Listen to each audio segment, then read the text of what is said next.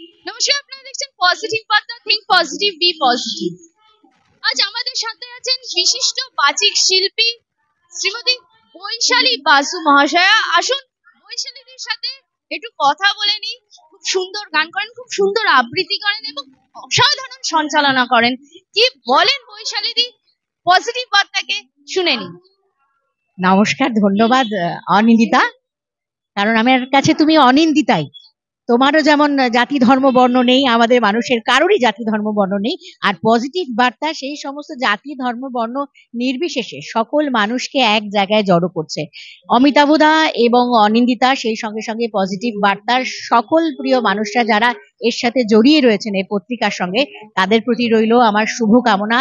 এত যত্ন নিয়ে বরানগর এবং বরানগরের বাইরে গোটা উত্তর শহরতলি, কলকাতা, বিভিন্ন প্রান্তের খবর তোমরা যেভাবে তুলে আনো, জল ঝড় বৃষ্টি উপেক্ষা করে, আমি অনেক অনেক ভালোবাসা রইল, শুভ কামনা রইল।